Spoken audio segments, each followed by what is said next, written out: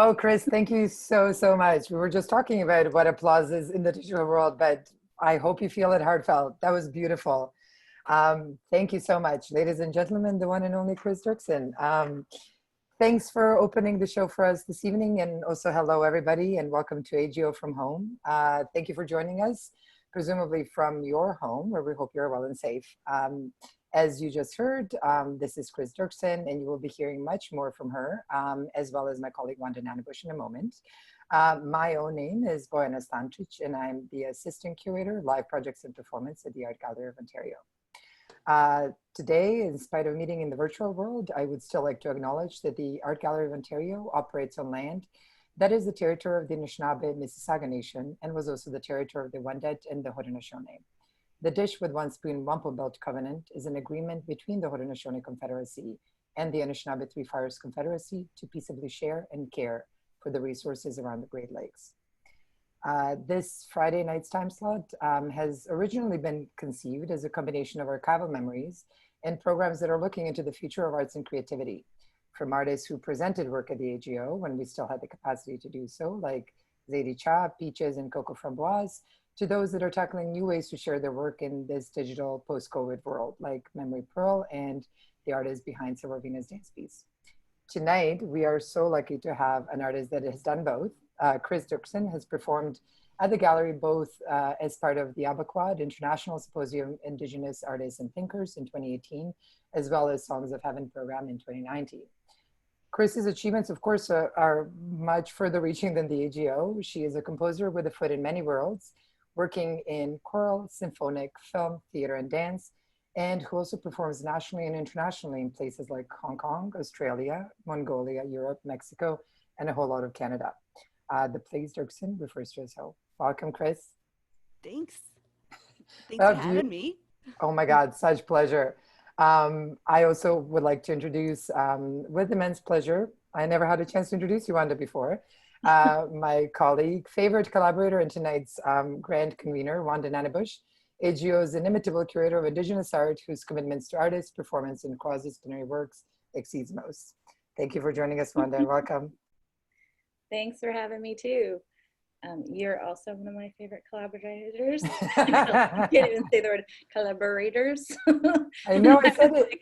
The grand poobah, it sounded like you said like grand convener, I think, and it made me think of grand poobah. What is grand poobah? It's like some television reference, I don't even remember, but it involved a big hat. That's all I remember.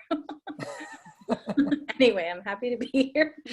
Happy to be here talking with you too. I think we're gonna just throughout the night, we're just gonna go back and forth between music and talking. And I kind of think a lot about, where you've arrived, Cris, now, and your work keeps shifting and changing and growing and layering. I'm always curious about how you got here. It's like, where did it all begin? And the cello is, I think, it's not an instrument that's picked up by us Indigenous folks very much. So I'm just curious, how you first came to the cello, and how old were you, and where were you? It goes back a little bit before the cello. When I was 5, when I was 3 years old, I told my mom I wanted to play the flute, and my mom was like, how does this 3-year-old know what a flute is? So she got me a piano. So then I started playing piano at 5. And then when I was 10, I grew up mostly in Edmonton. I'm from Northern Alberta originally. I'm half Cree and half Mennonite from Treaty 8. And I grew up mostly in Edmonton. And Edmonton Public Schools had a string program. And so I started with just basic public string program. And it starts off with a letter saying, does your son or daughter want to play the violin, viola, cello, or bass? And I wanted to play the bass because I thought the cool kids played the bass. But my mom's car was too small. And so I got a cello, the next biggest thing, instead.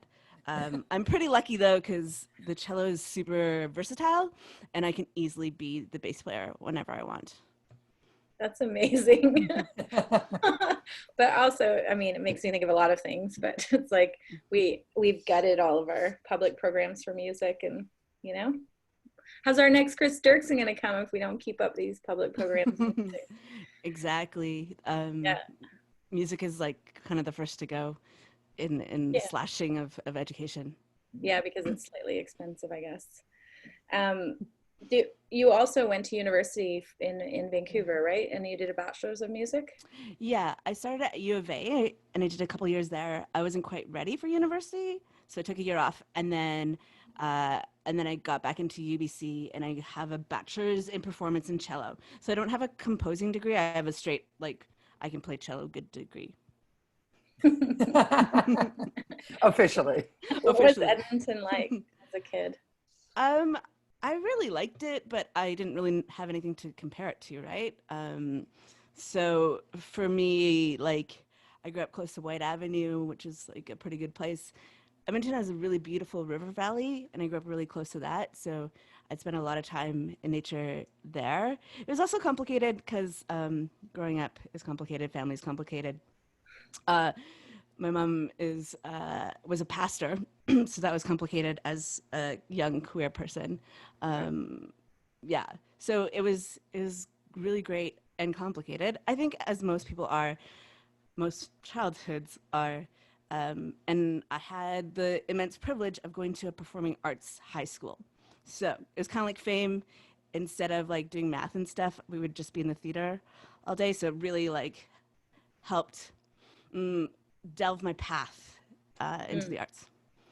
And it was also very opening. Yeah, like, did it make it also easier to like sort of come out as two-spirited in a kind of more creative space? Totally. When I did, all my friends were like, of course, we know. I know, that's the best. Yeah. So, yeah.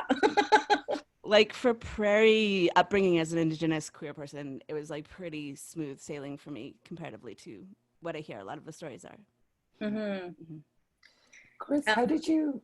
Oops, sorry. Sorry, I want to go down the fact, like, I'm just curious, you in your bio sort of talk about sort of the extents of Canada that you call home, and you just enumerated like 3 major kind of like sites in it and your relationship to them. What was Toronto then, and how did you choose to kind of like make your home here now? Here in Toronto, you mean? Yeah. That's a funny one. I have a lot of really amazing friends here. Like, I had a family here basically before I fully moved. I moved for unrequited love, and that sucked, but really it was definitely where I needed to be. And the move here really helped my career immensely. And then I got married, and so the love is now not the opposite of unrequited.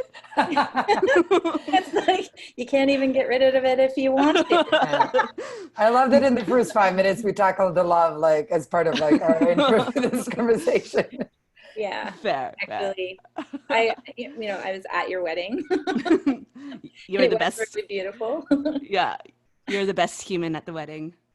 Yes. Oh, I love that title. And the crazy MC. Yeah. I was thinking too about the fact that you guys now collaborate together. Yeah. And how'd that come about, and how is it working and traveling? Because we were just in Sydney and both of you came together. And yeah, I think like, you know, love it for mixing, you know? Yeah, and work too, right? Like, there's a lot of work involved in art. I think like the rad part of it is getting to go to Sydney and getting to go to places with my partner. Like, it's a lot more stabilizing than when I'm just like by myself. It's like with my band is better, but like I often fly like to Frankfurt by myself, and that's not as, yeah, it's definitely more topsy-turvy kind of feeling. And especially when we were over in Australia, because that's when the pandemic actually hit. So I was very happy to have my wife there to like keep me like stabilized. Yeah. To create some sanity. Yeah. Like, yeah. No, it's really great. And I think like we've grown a lot together, just like working together. And because I'm definitely more like established in my performance career, balancing out like being supportive of her and of her voice, and making sure that I give her her own voice too. Yeah. I can play you a newish love song that we wrote. Yay! Yes. It's called Top Shelf.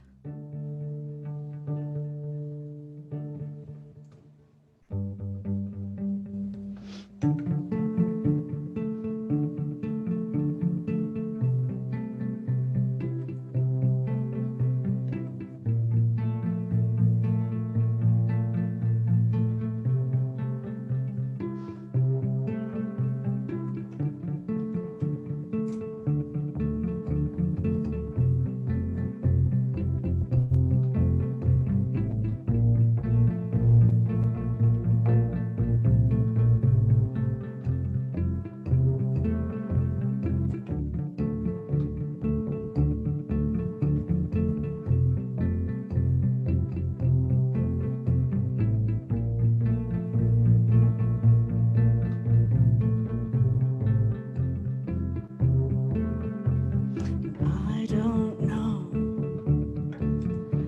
what you've been told, but you are my dark horse, black rose, my stallion, lucky number one, and you are my top shelf, top me, scouted students. You are my bingo card, scouted students. You are my bingo card.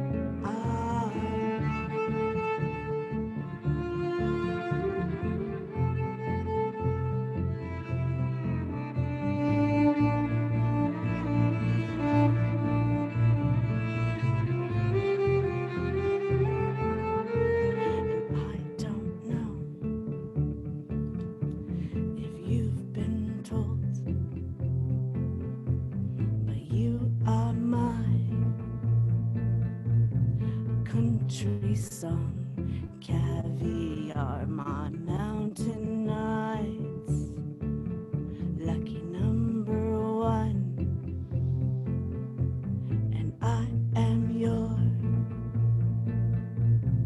tomcat, tomboy, scouted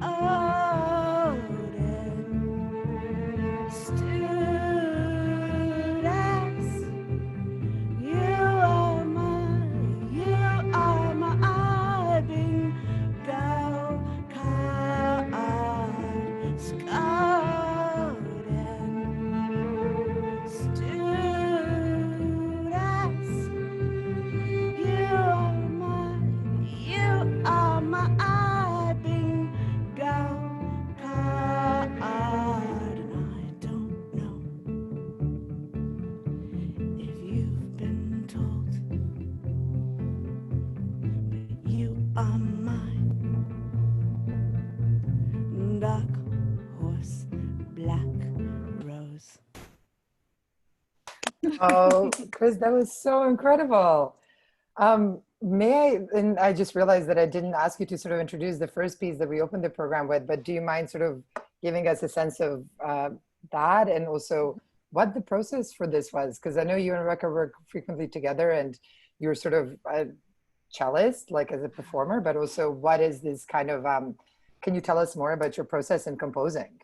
Sure. Okay, the first piece is called Nuheya, and it's called Nuheya because I am terrible at naming songs, and so it's a new piece, and that has Heya in it, so that's why. No, for real, I'm really, really, really bad at naming songs.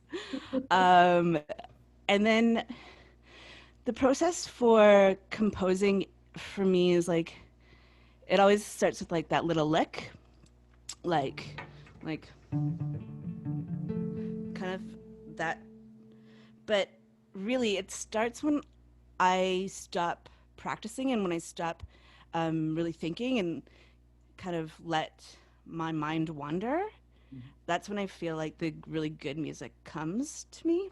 It's like when I get my ego out of the way, then I am able to write good hooks and good licks. And then with collaborating with Rebecca, it's usually like I come up with a seed and then we kind of like work from there on it and like how to like, because that one's a duet, so she sings a second verse. And it's like it makes more sense. But it's yeah, like how to create songs that like are fitting for her voice and let her shine. Oh yeah, my wife is Rebecca Benson. That's great. Do you guys try to keep sort of the working relationship at home separate from, you know, working on new projects and pieces, or is it sort of Totally, you know, intermingled? like I prefer to get us like just a rehearsal studio for us to work together in, as opposed to in the house. Um, One, because I think we get more work done, and two, it's like a different mentality of like going to a space to work on something, as Yeah. opposed to like having to cook dinner and and like being hungry and wanting to like write a song. You know, like just dinner always wins. Yeah, you've developed, I mean, a completely unique sound. So it isn't just the cello. How did you start integrating looping and all this kind Mhm. of sort of electronica aspects to your work? Um, a while ago now, Yeah. like when I was like 19, 20, so like quite a while. Um, my roommate had a loop station, and so I borrowed it, and it was so easy for me, and it like made so much sense. And I'd always been creating my own music before, but it allowed me to like be the whole orchestra by myself, and it was super intuitive for me um, to learn how to create that way. I think like I learned my composing chops with these pedals and with these tools, and then went back into my education kind of, and now compose for like symphonies and stuff like that, which is a full different process. But it was through playing around that allowed me to create my own sound. And it's really like, yeah, taking my ego out of it, but also like playing, like just full on play. Like, what can a cello actually do? You Hmm. know? Yeah, you have a couple of pieces on your early album, like Powwow and a couple others where it's like there's just, it's all instrumental, but it Hmm. feels like almost like a pop song, even though it's like purely instrumental. It's kind of amazing. I Yeah. wondered if you wanted to bust something out for us. Um, sure. Let me also say, so I got the loop station from my roommate, and then the drum machine came out. Came to me because my roommate was a robot for Halloween. A different roommate was a robot for Halloween, and he had a drum machine like on his cardboard box that he was wearing, and I was like, "Oh, are you using that?" And so Wow. basically, don't be my roommate. Um, Basically, I'm a bad roommate, and I'll take your gear. I love that, knowing that. My my drum machine just died like last week, Oh and no. I know I got this new one, and it's not as good, but Well, you um, develop a relationship with your tools, right, too? totally, and it like has a different pad, and it's just a bit harder to like navigate. Um, um, um, what do you think, like Dark Dance or Home on Native? I feel like Home on Native might be better for the end, but Yeah, let's do Dark Dance. Dark Dance, okay.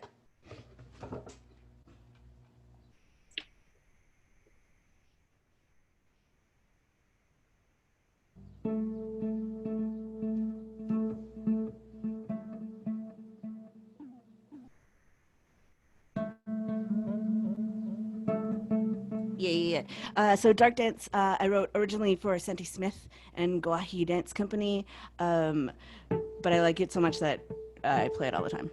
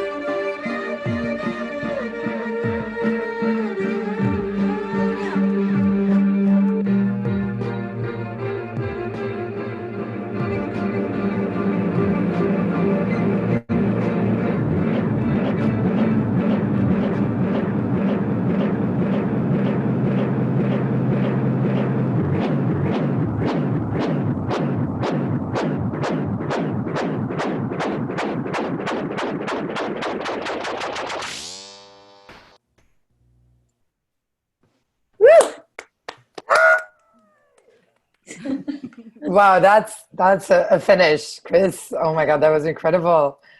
That sound is so sexy. Like the when you slide up, it's like the sexiest sound in the world. I swear, getting hot in here. I wanted to be a DJ, so that's why I didn't want to be, but I was like, how can a cello be a DJ? And that's how I found that end scratchy kind of thing. Yeah. Yeah, it's amazing. Well, I have a question about the cello, actually, because we were talking about sort of the drum machine and that relationship and the loop pedals and that relationship. But what is your relationship with the cello? And I mean, do you name the instrument? Have you had the same one? Like, do you go through sort of like ups and downs? Like, it's sentiment, I presume. Yeah, and well, okay, so this is my fourth cello, I think. And I had my first two cellos, you know, cellos aren't cheap. So, and I grew up like with a single mom. So the fact that I even play the cello is quite amazing for the class system that we live in.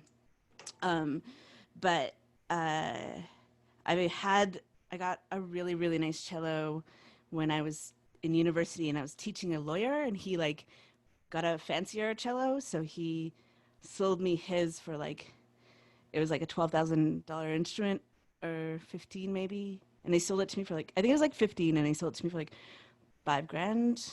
And it was my baby. Like, I love that cello so much. But I travel a lot. Like, before I even graduated from university, I was already touring with like Kenny Starr and Tanya Tagak. So, and when I ended university, I did my grad recital and went straight to Spain for WOMEX with Tanya. And so that wood instrument, it went through a lot and like got quite beat up on those flights, and like had multiple full real injuries. And maybe like 5 years ago, uh, no, 6 years ago, right when I moved to Toronto, there was a crack up the front. And I took it to a luthier thinking it'd be like maybe a couple grand to fix. And he was like, because my cello had gotten fixed so many times from the airplanes, he basically pronounced it deceased. He was like, it'll take like 8 months to fix, and never fly with it again, and cost 8 grand. So I took the insurance money and I got this carbon fiber instrument. So it's black. It's like still acoustic, fully acoustic, but it's made out of carbon fiber instead of wood, which means it's like basically indestructible for all of the flights that I take. So, and it was like hard to, because it's all carbon fiber, like even the fingerboard. And ebony, like wood, ebony has a different feel. So it was like kind of hard to be in tune for the first few months. It took a long time just to get used to not having wood that I'm touching. And each cello is like slightly different anyways, so that took a while. But now it's my baby. Do you name it? I don't name this one, maybe because I'm still heartbroken over the last one. Okay. That I just, yeah, this one doesn't have a name yet. Maybe. It'll be with me for a while though. But it's not a rebound. I mean, you're attached. No, yeah, it's fully like, we're in a committed relationship. It's a fully committed relationship. How was when you first started collaborating? You've collaborated with a lot of artists, both, I mean, the piece you just talked about in terms of collaborating with theater artists and dance artists and filmmakers, but also other musicians. You want to talk a little bit about that process? Yeah, I mean, I was really fortunate to get to collaborate with Tanya, like right when I was coming out of university. It was quite an amazing job because with Tanya, there's zero rehearsal. she does not rehearse her life. Like, it is straight, like, fully improv the whole time. And so it really, really helped my ears to teach me to listen to, like, and it also helped my chops because she would just, like, start a note wherever. And for me to then kind of find that note wherever willy-nilly, it took a lot of listening. And I think that's the most important thing about collaborating is that you listen first and then respond. And I find the female identified folks listen better. Interesting. Am I surprised? I'm not going to say anything against that assumption. Do you have any funny stories from collaborations? Like something you probably never even told me. Oh man. I'm sure I do. Like, I'm just trying to think of like something that's like funny. Oh, it doesn't have to be funny. I mean, funny in the broadest sense, like just interesting, unusual, There's been funny. some like really amazing moments of like being in different countries with the same people that like with your friends, but you didn't even know that they were going to be there. Like there's one show in Mexico that was with the Digging Roots, Tanya, Mihi Ringi from New Zealand, and like there's one more band I can't remember. It was like a really incredible like weekend Mm-hmm. of delicious food and really fun hangs. And I think that's the best part about being a traveling musician because you don't actually get to see your friends very often. Like like even when when I'm home, I still you don't actually get to see your friends very often. And so to be on the circuit and running into folks that you haven't seen in like a year and like just catching up like so fast and like it's like instant friendship without any of the baggage. Yeah, that's how our friendship really developed, just like on the fly in different cities. Yeah, like because you traveled like Yeah. just as much or as more than I did before all of this happened. Mm-hmm. But to be honest, I'm like super happy to be at home right now, and like I'm super I'm super happy to have a pause in life that way instead of being always running to the airport.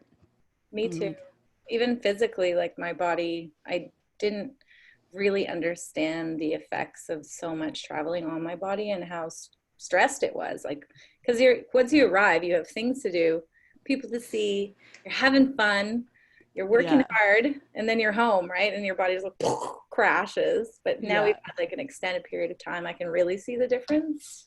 yeah, yeah. It's super. I'm liking it. Yeah. I don't like everything about this. I'm not saying that. I'm just like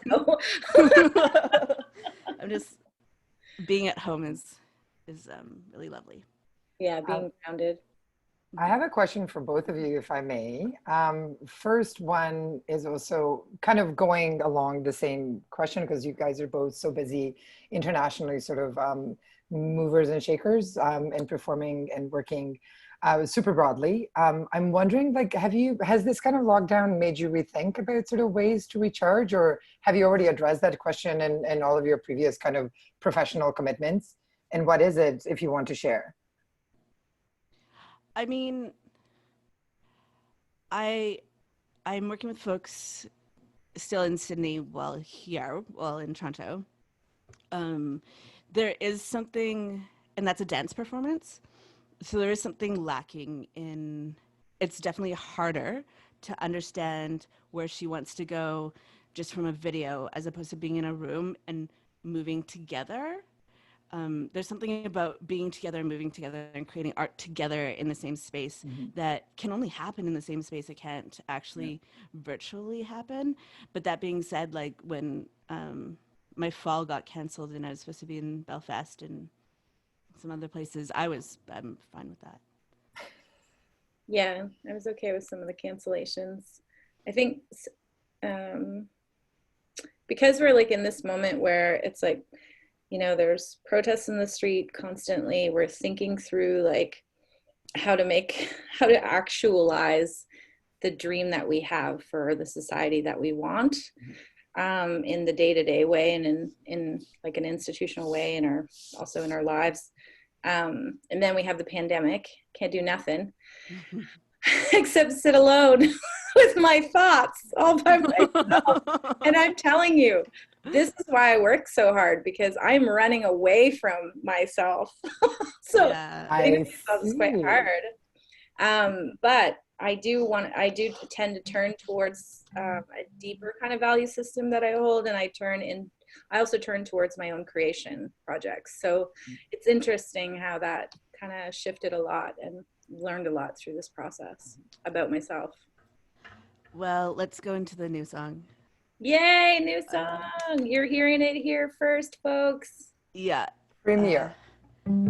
it's called Here We Are, and it speaks directly to that.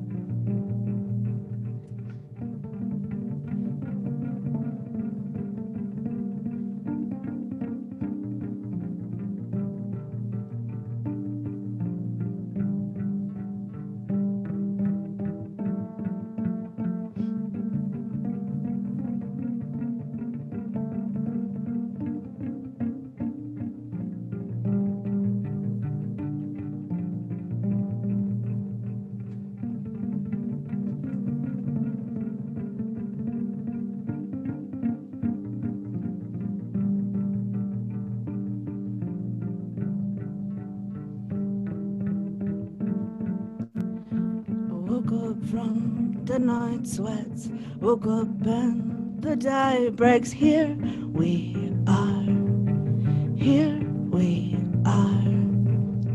Screen shatters, the heart breaks, can't breathe or hold on. Here we are, here we are.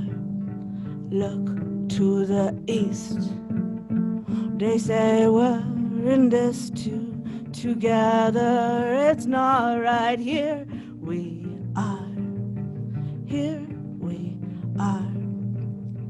Classist wars and shelters, race wars on the streets. Here we are, here we are. Look to the west, take a breath, my darling.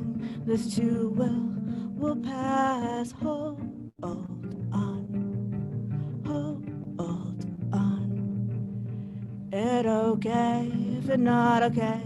It okay. This is hard. Hold on, hold on. Look to the south. The fires keep burning within us and all around. Here we are, here we are. Stand up together, united and shout out. Here we are, here we are. Look to the north.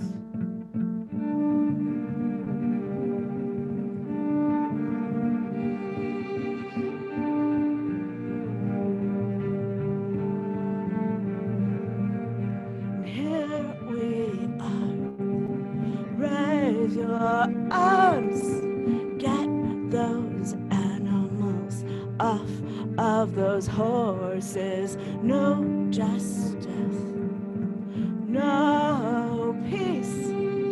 Get those animals off of those horses. No justice, no peace.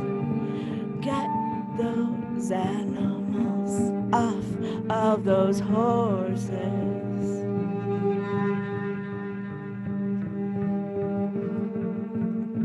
The fires keep burning within us and all around. Here we are, here we are.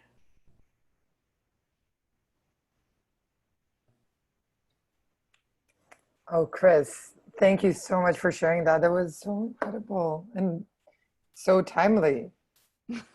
It was based on now. Yeah. Like here we are, like now. I know.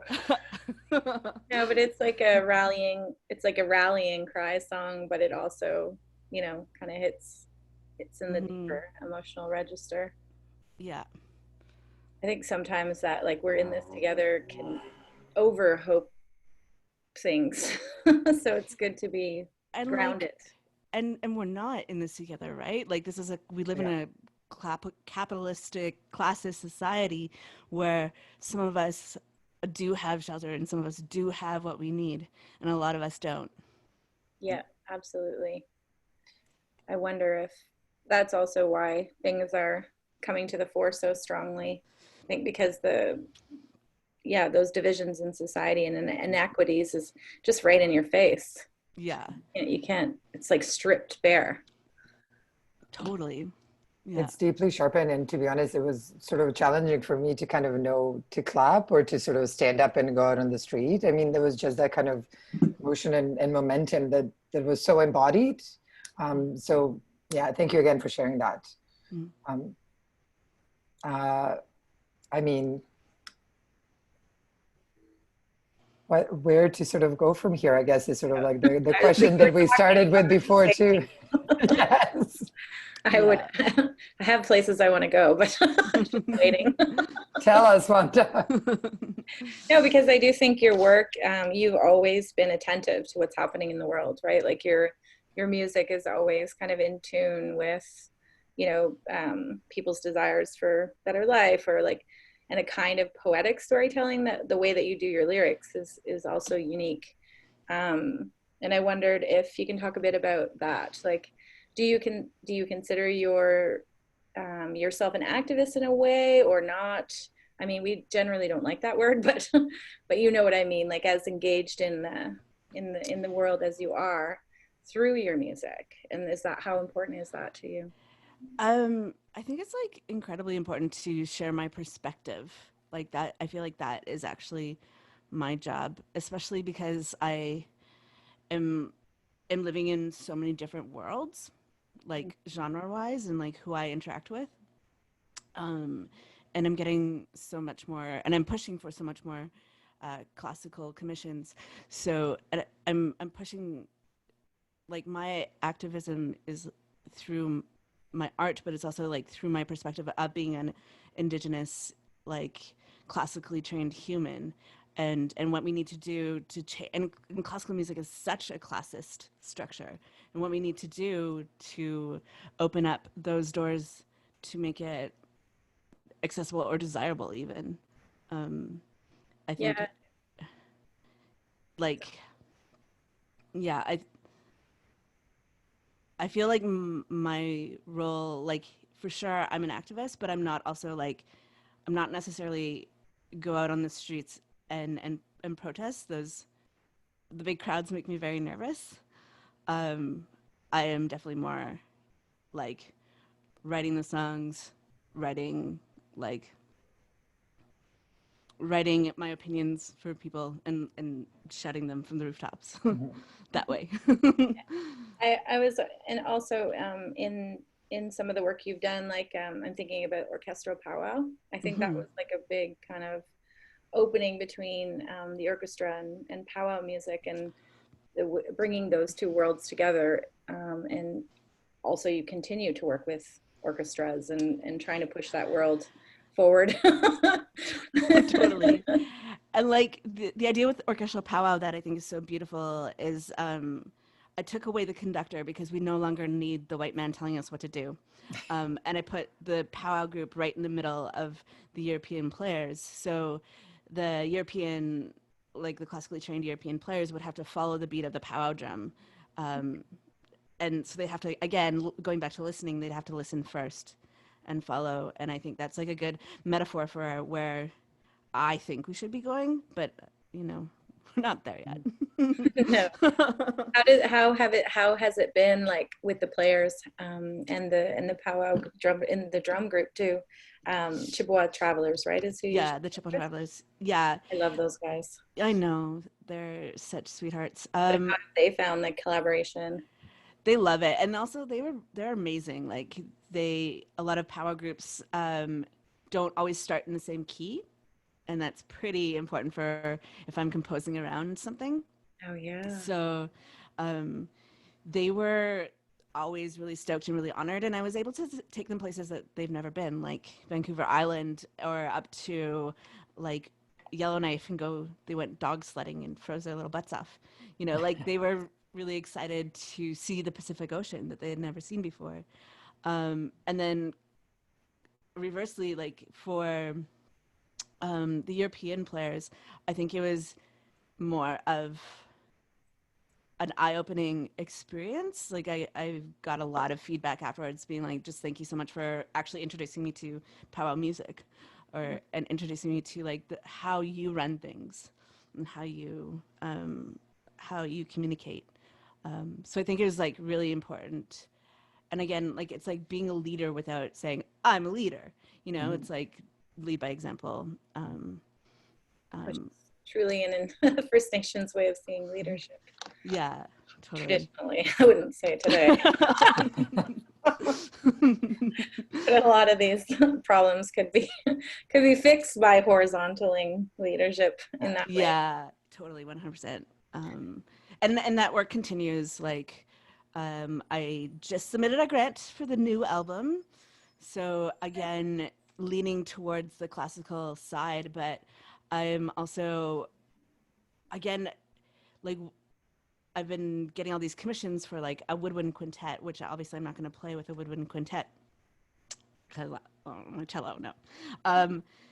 So what does it mean to be an Indigenous composer? writing something for a primarily white audience and a primarily white performer base too. So how can I still say what I want to say when I'm not even in the room? And so I've been working on a trilogy of pieces that include like archival footage or archival audio from CBC and NFB from like the 40s and 50s. It doesn't really go back too much. Like 30s, there's a little bit, but like not audio wise. So taking audio clips and like that talk about the treaties back then and like what they actually said about us and like using their own actual words. And it's like, it's a white person talking about the Indigenous. They're white players. It's like a primarily white audience, but I'm still able to like show them, you know, some of their own history that they don't like to look at. Yeah, it's like that looking in the mirror moment. Exactly. Yeah. So, yeah, I've been working a lot with that. Do you want to, we're coming to the, I want to hear a couple more songs. That's also what I wanted to say, just because we have about 10 minutes and I think definitely Cris to play again would be immense pleasure. And I just wanted to kind of also for Wanda sort of put up an idea as to what sort of maybe our final tone of conversation can be after Chris's performance. I know what I want to ask, so. Is it just one song? No, you have two more songs. Yeah. Back. Should I do two songs back to back? Yep. Sure. Okay. All right. This first one is for Wanda, and it's Abaquad Niran, and I wrote it for when we went to Sydney.